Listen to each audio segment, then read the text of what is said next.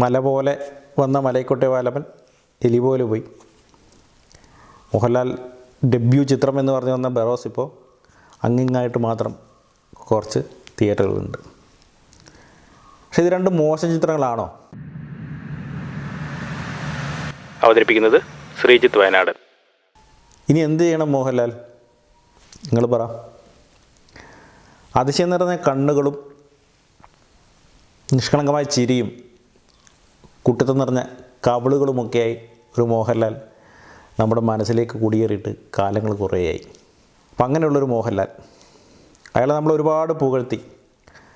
അത് പോരാത്തതിന് മോഹൻലാൽ തന്നെ മോഹൻലാലിനെ പുകഴ്ത്തുന്ന ഒരുപാട് പരിപാടികളും അവതരിപ്പിക്കുകയും ചെയ്തു പലതരത്തിൽ. അതേപോലെ തന്നെ നമ്മൾ അദ്ദേഹത്തെ ഒരുപാട് ഇകഴ്ത്തുകയും ചെയ്തു. അപ്പം അങ്ങനെ അദ്ദേഹം നമ്മൾ ഒരുപാട് പഴി പറഞ്ഞതിന് ശേഷം അദ്ദേഹം മാറുകയും 2 നല്ല സിനിമകൾ 2024 ചെയ്യുകയും 2 പരീക്ഷണ ചിത്രങ്ങൾ ചെയ്യുകയും ഒരു ചിത്രം സംവിധാനം ചെയ്യുകയും ചെയ്തിട്ടും ഇപ്പോഴും അദ്ദേഹം പഴി കേട്ടുകൊണ്ടിരിക്കുകയാണ്. അതെന്തിനാണെന്ന് ചോദിച്ചാൽ മനസ്സിലാവുന്നില്ല. ഇപ്പോൾ മല പോലെ വന്ന മലൈക്കോട്ടെ വാലപ്പൻ എലി പോലെ പോയി. മോഹൻലാൽ ഡെബ്യൂ ചിത്രം എന്ന് പറഞ്ഞു വന്ന ബറോസ് ഇപ്പോൾ അങ്ങിങ്ങായിട്ട് മാത്രം കുറച്ച് തിയേറ്ററുകളുണ്ട്. പക്ഷേ ഇത് രണ്ടും മോശം ചിത്രങ്ങളാണോ? ഒരിക്കലുമല്ല. കുറച്ച് ഫ്ലോസ് ഉണ്ടെങ്കിലും ഇത് രണ്ടും ഇനി വരുന്ന കാലങ്ങളിലൊക്കെ മലയാള സിനിമ എന്ന് പറഞ്ഞിട്ട് കാണിക്കുമ്പോൾ ആൾക്കാർ ഇത്തരം സിനിമകൾ മലയാളത്തിൽ ഉണ്ടായിരുന്നു എന്ന് ചോദിക്കുന്ന സിനിമകളാണ്. പക്ഷേ എങ്കിൽ ഫ്ലോസുകളില്ല എന്നല്ല, കുറച്ച് ചില ഫ്ലോസുകൾ ഒഴിവാക്കിയിരുന്നെങ്കിൽ ചരിത്രമാകാവുന്ന 2 സിനിമകളായിരുന്നു അത്. എന്തുകൊണ്ട് ഈ 2 സിനിമകളും പരാജയപ്പെട്ടു? നല്ല സിനിമകൾ അല്ല എന്നല്ല, നല്ല തിരഞ്ഞെടുപ്പല്ല എന്നല്ല, അതുപോലെ തന്നെ ലാലേട്ടൻ്റെ ഭാഗം അദ്ദേഹം കൃത്യമായി 2ലും നന്നായി ചെയ്യുകയും ചെയ്തു. എന്നിട്ടും എന്തുകൊണ്ട് ഈ സിനിമ പരാജയപ്പെട്ടു എന്നുള്ളൊരു ചോദ്യമാണ്. നമുക്കതൊന്ന് പരിശോധിക്കാം. ഈ 2 സിനിമയും നല്ല സിനിമയായിട്ടും 2 സിനിമയും വിജയിക്കാത്തതിന് പ്രേക്ഷകനെ മാത്രം കുറ്റം പറയാൻ പറ്റില്ല. എൻ്റെ അണിയറക്കാർ കുറച്ചുകൂടെ എഡിറ്റിംഗ് ടേബിളിലൊക്കെ ഒന്ന് ശ്രദ്ധിക്കേണ്ടതായിരുന്നു. ഒരു ആരോഗ്യപരമായ വിമർശനം എഡിറ്റിംഗ് ടേബിളിൽ നടത്തേണ്ടതായിരുന്നു എന്ന് തോന്നിയിട്ടുണ്ട്. ബാറോസ് കഥ പറഞ്ഞത് ഒരു നോൺ ലീനിയർ രീതിയിലാണ്. കുറേ VFX ഒക്കെ ഉപയോഗിച്ചിട്ടുണ്ട്. അപ്പോൾ ഈ VFX ഒക്കെ ഉപയോഗിക്കുമ്പോൾ ഇപ്പോൾ ഗ്രീൻ സ്ക്രീൻ ഓപ്ഷനൊക്കെ വെച്ചിട്ട് ഇങ്ങനെ ഫൈറ്റൊക്കെ ചെയ്യുമ്പോൾ ആ കറക്റ്റ് പൊസിഷനൊക്കെ കറക്റ്റ് കീപ്പ് ചെയ്തിട്ട് ചെയ്യേണ്ട ഒരു അവസ്ഥയുണ്ട്. അപ്പോൾ ആ പൊസിഷനൊക്കെ കീപ്പ് ചെയ്ത് അങ്ങനത്തെ കുറച്ച് കാര്യങ്ങൾ ശ്രദ്ധിച്ചുകൊണ്ടുള്ളൊരു ഫൈറ്റ് സീനൊക്കെ വരുന്നുണ്ട്. ഫൈറ്റ് അതുപോലെ ഇപ്പം 2 ക്യാരക്ടേഴ്സ് അവിടെ ഉണ്ടാകുമ്പോൾ ചിലപ്പം ഒരാൾ മാത്രം, മോഹൻലാൽ മാത്രം ഗ്രീൻ സ്ക്രീൻ വെച്ചിട്ട് അഭിനയിക്കുന്ന സാധനമായിരിക്കും, അപ്പുറത്തെ ആളുണ്ടായിരിക്കില്ല. അപ്പോൾ അത്തരത്തിലുള്ള സാധനങ്ങൾ ഉള്ളതുകൊണ്ട് അതിൻ്റെ ഫൈറ്റിൻ്റെ അകത്ത് ഭയങ്കരമായിട്ടൊരു ലാഗ് വരുന്നുണ്ട്, ഒരു ലൂസായി പോകുന്നുണ്ട് ഫൈറ്റ്. പിന്നെ ആ ഡ്രസ്സ്, ലാലേട്ടനിട്ടിരിക്കുന്ന ഒരു ഡ്രസ്സിൻ്റെ വെയിറ്റും അങ്ങനത്തെ സാധനമൊക്കെ നമുക്ക് ഫീൽ ചെയ്യുന്നുണ്ട്. അത്തരം കാര്യങ്ങളാണ് ഒന്നാമതായിട്ട് സിനിമ കണ്ടുകൊണ്ടിരിക്കുമ്പോൾ ഉണ്ടാകുന്നൊരു ബുദ്ധിമുട്ട് ബാറോസ് കാണുമ്പോൾ. മറ്റൊന്ന്, ബാറോസിൽ ബാക്കി എല്ലാ ഭാഗങ്ങളും നല്ലതാണെങ്കിലും ബാറോസിൽ സ്റ്റോറി എന്ന് പറയുന്ന സാധനം, പിന്നെ എഡിറ്റിംഗ്, നോൺ ലീനിയർ ആയിട്ടാണ് പറഞ്ഞാൽ ആ നോൺ ലീനിയറിൻ്റെ രീതി ഒന്നുകൂടി മാറ്റേണ്ട ആവശ്യമുണ്ട്. അങ്ങനൊരു കഥ ബാറോസ് കണ്ടപ്പം എനിക്ക് എൻ്റെ മനസ്സിൽ വന്നു, അങ്ങനെ ആയിരുന്നെങ്കിൽ ബാറോസ് എന്ത് ഭംഗിയായേനെ. കുട്ടികൾക്കുള്ള സിനിമയാകുമ്പോൾ കുറച്ച് ഭയങ്കര ദൃശ്യവിസ്മയങ്ങളും കാര്യങ്ങളൊക്കെ ഉള്ളൊരു സിനിമയായിരുന്നെങ്കിൽ കുട്ടികൾക്ക് ഭയങ്കരമായിട്ട് എൻജോയ് ചെയ്യാൻ പറ്റുമായിരുന്നു. അല്ലെങ്കിൽ കുറച്ച് ഹിസ്റ്ററിയൊക്കെ അങ്ങനത്തെ കാര്യങ്ങളായിരുന്നെ മുതിർന്നവർക്ക് എൻജോയ് ചെയ്യാൻ പറ്റുമായിരുന്നു. പക്ഷേ ഇവിടെ 2ലും തൊടാതെ നിന്ന് പോകുന്ന ഒരവസ്ഥയുണ്ട്. അപ്പം അത്തരത്തിലൊരു സ്റ്റോറി എനിക്ക് മനസ്സിൽ വന്നിട്ടുണ്ട്. ഞാൻ വേണമെങ്കിൽ അവസാന ഭാഗം പറയാം. അതിനു മുമ്പ് നമുക്ക് എന്താണ് മലൈക്കോട്ടെ വാലിബനും ബാറോസിനും സംഭവിച്ചത് എന്ന് നോക്കാം. പോസിറ്റീവായിട്ടുള്ള കാര്യങ്ങളുണ്ട്, പക്ഷേ എന്തുകൊണ്ട് ആളുകളായിട്ടത് കണക്റ്റ് ആയില്ല എന്നുള്ള കാര്യം നോക്കാം. ഇപ്പം മലൈക്കോട്ടയിലേക്ക് വരികയാണെങ്കിൽ വാലിബനൊരു ട്രാജിക് ഹീറോയാണ്. ചിലപ്പോൾ മോഹൻലാലിനെ അങ്ങനെ ഒരു പരാജയപ്പെട്ട നായകനായി അല്ലെങ്കിൽ പരാജയപ്പെട്ടൊരു കഥാപാത്രമായി കാണാൻ ആളുകൾ ഇഷ്ടപ്പെടുന്നുണ്ടായിരിക്കില്ല. പക്ഷെ നമുക്കൊന്ന് ശ്രദ്ധിച്ചാൽ അറിയാം, മോഹൻലാലിൻ്റെ എല്ലാ കഥാപാത്രങ്ങളും, ഒരു 90% കഥാപാത്രങ്ങളും പരാജയപ്പെട്ട നായകന്മാരായിരുന്നു. കിരീടത്തിലെ സേതുമാധവൻ, വാനപ്രസ്ഥത്തിലെ കുഞ്ഞൂട്ടൻ, ഇരുവറിലെ MGR, താഴ്വാരത്തിലെ ബാലൻ, സത്യത്തിലെ സത്യനാഥൻ, ഭ്രമരത്തിലെ ശിവൻകുട്ടി, സ്ഫടികത്തിലെ ആടുതോമ തുടങ്ങി നമ്മൾ വിജയിച്ചെന്ന് കരുതിയ മോഹൻലാൽ കഥാപാത്രങ്ങളെല്ലാം അതായത് വിജയിച്ചവർ എന്ന് കരുതിയ മോഹൻലാൽ കഥാപാത്രങ്ങളെല്ലാം ട്രാജിക് ഹീറോസാണ്. ആണത്തം കാട്ടിയ നീലകണ്ഠൻ പരാജയപ്പെട്ട നായകനാണ്. മലൈക്കോട്ടയിലെ വാലിബനും പുരാണത്തിലെ കർണൻ്റെയും ഭീമൻ്റെയും പോലെ വാഴ്ത്തപ്പെടാതെ പോയ നായകന്മാരാണ്. അതെ, ദ റിയൽ അൺസങ് ഹീറോസ്. ഭീമൻ്റെ ശരീരവും കർണൻ്റെ ചടുലതയും ബുദ്ധൻ്റെ മനസ്സും ആശാനെന്ന മുന്നിൽ നിൽക്കുന്ന നിജവുമാണ് വാലിബനെ നയിച്ചത്. ആ കഥാപാത്രം അതാണ്. അതിനപ്പുറത്തേക്ക് മോഹൻലാൽ ഒന്നും ചെയ്യാൻ കഴിയില്ല. ഇതിൻ്റെ കാറ്റഗറി എന്ന് പറയുന്നത് ഇതൊരു പോപ്പാട്ട് കാറ്റഗറിയാണ് ഈ സിനിമ. ഇപ്പോൾ നമുക്ക് ഷോലയിലെ പാട്ട് കേട്ടെടുത്ത് സ്ഫടികത്തിൽ തന്നെ ചില ഡയലോഗുകൾ ഇവിടെ എടുത്ത് അങ്ങനെ നമ്മൾ ഇതുവരെ കണ്ട കുറേ സിനിമകളും കുറേ ഹീറോസുകളും കണ്ട മോഹൻലാലിനെയും ഒക്കെ കൂടി ഒന്ന് ഒരു കൊളാഷ് ചെയ്ത് വെച്ചിരിക്കുന്ന ഒരു ചിത്രമാണ്, അല്ലെങ്കിൽ അതാണ് അതിൻ്റെ കാറ്റഗറി എന്ന് പറയുന്നത്. മ്യൂസിക്കിലേക്ക് വരികയാണെങ്കിൽ ഓരോ ക്യാരക്ടറിനും ഓരോ ഐഡൻറ്റിറ്റി മ്യൂസിക്കുകളുണ്ട്. അതിപ്പോൾ നമ്മൾ പെട്ടെന്ന് പറയുകയാണെങ്കിൽ നമ്മൾ ആടൊരു ഭീകരജീവിയാണ് സിനിമയിലൊക്കെ കണ്ടിട്ടുണ്ട്. ഓരോ ക്യാരക്ടർ അബു വരുമ്പോൾ, അല്ലെങ്കിൽ ഷാജിപ്പാപ്പൻ വരുമ്പോൾ, അല്ലെങ്കിൽ SI സോമൻ വരുമ്പോൾ, അങ്ങനെയൊക്കെ ഒരു പോരിനുണ്ടോ വരുന്നുണ്ട്. ആ സാധനം ശരിക്കും പറഞ്ഞാൽ നമ്മൾ ഭയങ്കര ഇഷ്ടപ്പെട്ടൊരു സംഗതിയാണ് ആടിലെ തീം മ്യൂസിക്കൊക്കെ. പക്ഷെ അത് ഭയങ്കര അമേച്ചറായിട്ട് ചെയ്തൊരു സംഗതിയാണ്. ഭയങ്കര ലൗഡായിട്ട് ഒരാൾ വരുമ്പോൾ ഇങ്ങനെ ലൗഡായിട്ട് പാട്ടൊക്കെ, അത് ഒരു സിനിമയ്ക്ക് ചേർന്ന പരിപാടിയല്ല. പക്ഷെ അതാണ് നമ്മൾ ഇഷ്ടപ്പെട്ടത്. എന്നാൽ വാലിബലിലെ ക്യാരക്ടർ തീമുകൾ നമ്മൾ ശ്രദ്ധിച്ചിട്ടേ ഇല്ല.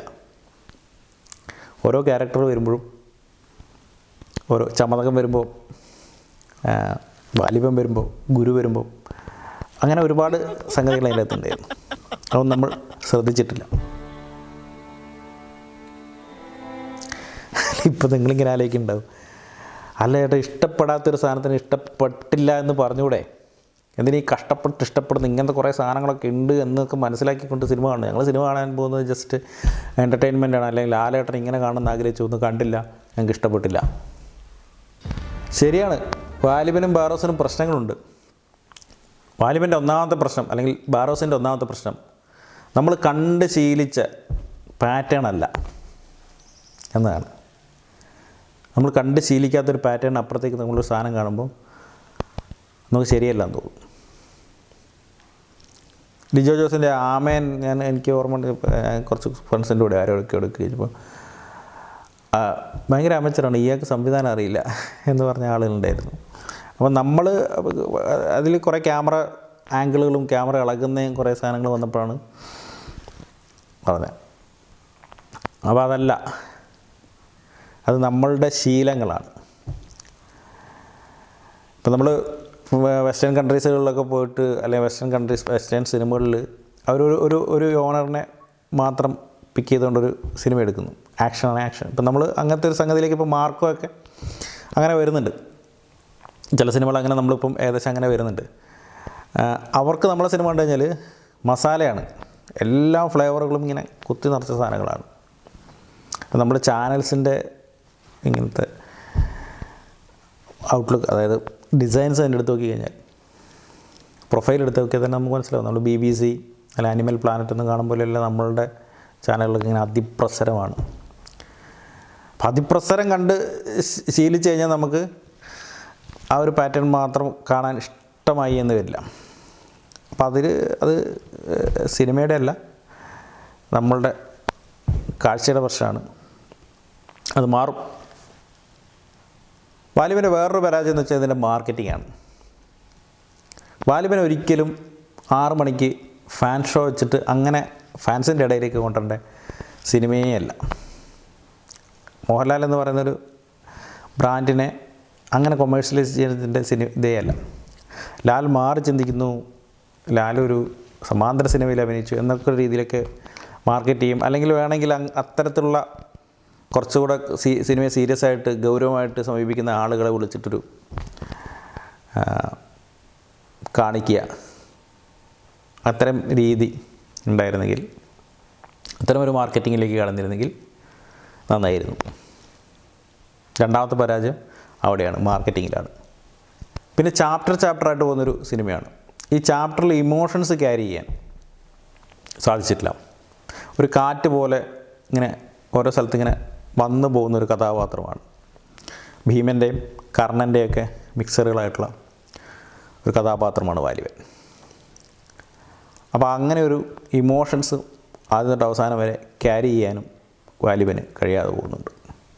അതായത് നമ്മൾ കുറേ സിനിമകളൊക്കെ കണ്ട് കുറേ ബുക്കുകളൊക്കെ വായിച്ച് അങ്ങനെ അതിനെപ്പറ്റിയൊക്കെ ചിന്തിച്ച് നമ്മൾ ചിലപ്പം കിടന്നുറങ്ങുമ്പോൾ പലതരത്തിലുള്ള വിഷ്വൽസുകളൊക്കെ നമുക്ക് ഇങ്ങനെ വരും, കുറേ ഇമാജിനേഷൻസ് വരും, ഭാവനകൾ വരും വരും. രാവിലെ എഴുന്നേറ്റ് ആലോചിച്ച് നോക്കുമ്പോൾ ഇതിനൊന്നും കണക്ട് ചെയ്യാൻ പറ്റാത്തൊരവസ്ഥ വരും. അങ്ങനെ ഒരു കണക്ഷൻ കട്ടാണ് വാലിബൻ്റെ പരാജയത്തിൻ്റെ മൂന്നാമത്തെ കാരണം. അപ്പോൾ ഞാൻ ആലോചിച്ചൊരു കാര്യമുണ്ട്, എന്തുകൊണ്ട് LJP ഇതിൻ്റെ ഒരു എഡിറ്റിംഗ് ടേബിളിൽ ഇരുന്നിട്ട് അതിന് ആരോഗ്യപരമായ കുറച്ച് താൻ ഇഷ്ടപ്പെടുന്ന അല്ലെങ്കിൽ തന്നോട് എന്തും പറയാൻ അധികാരമുള്ള ആളുകളുടെ മുമ്പിൽ ഒരു ആരോഗ്യപരമായ ചർച്ച നടത്തിയിട്ട് ഒരു റീ എഡിറ്റിംഗ് നടത്തിയിരുന്നെങ്കിൽ ഒരു ചരിത്രമായി മാറേണ്ട സിനിമയായിരുന്നു. മലൈക്കോട്ടെ വാലിബൻ മോഹൻലാലിൻ്റെ ഒരു മോശം സെലക്ഷനല്ല, മോശം സിനിമയുമല്ല.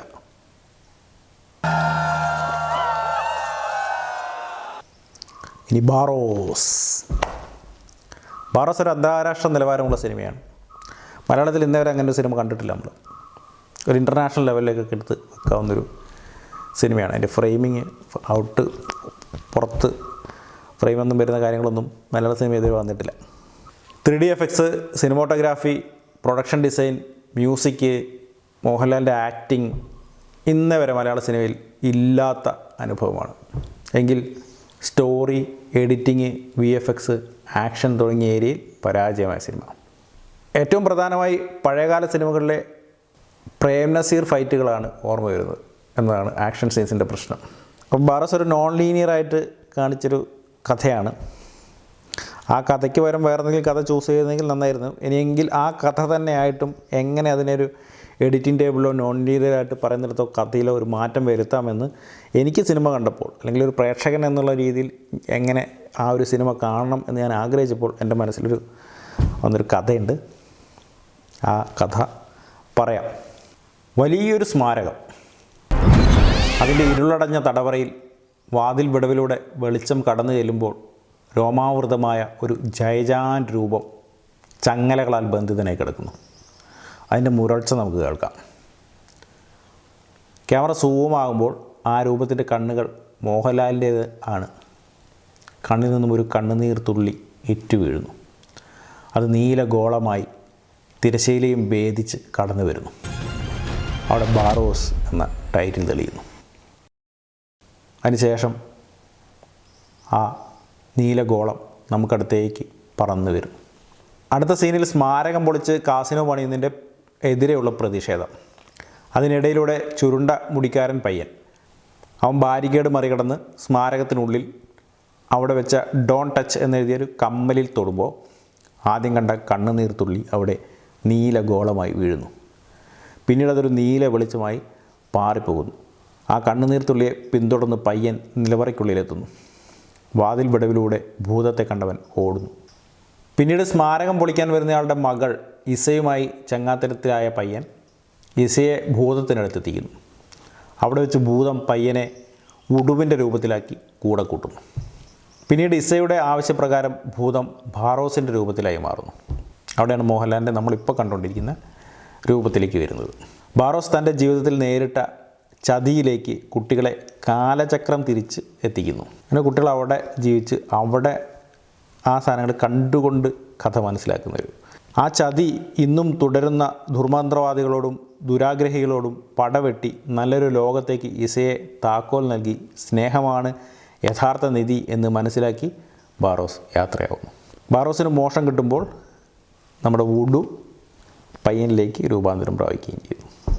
അങ്ങനെ ഒരു ഇമോഷണൽ ഡെപ്തുള്ള സ്റ്റോറിയും എഡിറ്റിങ്ങും ആക്ഷൻ സീക്വൻസും ശ്രദ്ധിച്ചിരുന്നെങ്കിൽ ബാറോസ് മനസ്സിലൊരു വിഷമമായി അവശേഷിക്കില്ലായിരുന്നു. ഒന്നുകൂടി എടുത്തു പറയാം, മോഹൻലാൽ ഇപ്പോൾ യഥാർത്ഥ പാതയിലാണ്. 2024 അദ്ദേഹം 2 നല്ല പരീക്ഷണ ചിത്രങ്ങളും 2 നല്ല തുടക്കങ്ങളും അതുപോലെ തന്നെ അതിൻ്റെ ഡെബ്യൂ സംവിധാനം എന്ന് പറയുന്നത് വളരെ വഴക്കവും തഴക്കവും വന്നൊരു സംവിധായകനെ പോലെ അദ്ദേഹം ചെയ്തു വെക്കുകയും ചെയ്തു.